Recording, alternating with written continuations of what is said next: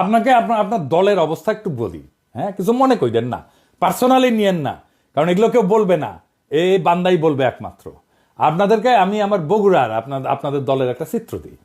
আমি এইভাবে এই লেভেলে যাই না, কিন্তু বগুড়া তো আমার জন্মভূমি, আমার নারী পোতা আছে।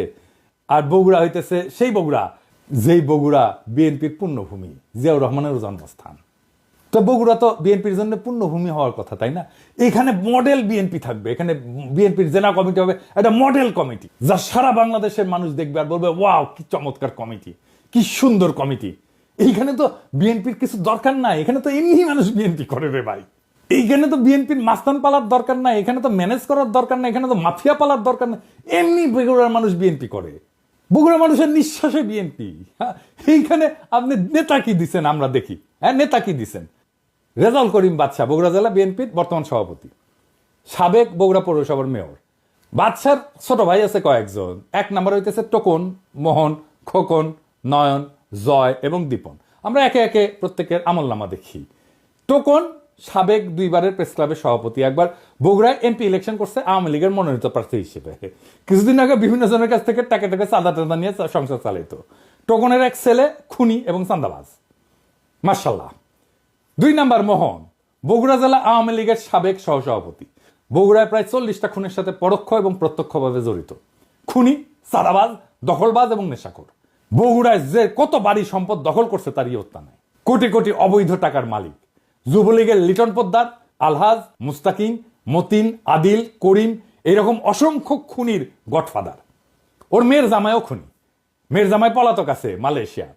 মোহন পলাতক, ইন্ডিয়া থাকে, ইন্ডিয়াতে আবার বাড়িও আছে মার্শাল্লাহ।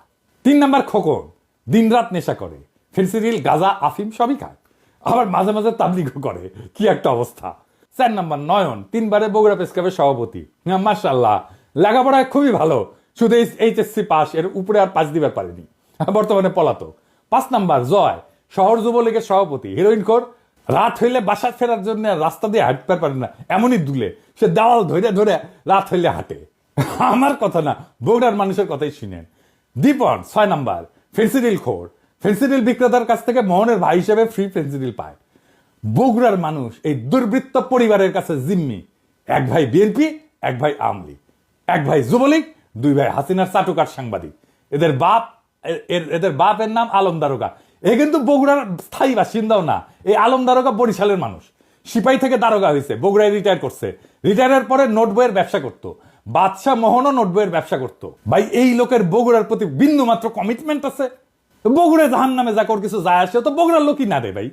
এই বাদশাহ 5ই আগস্টে বহু আওয়ামী লীগ যুবলীগ নেতার কাছ থেকে টাকা নিয়ে তাদের সম্পদকে রক্ষা করছে, তাদেরকে রক্ষা করছে।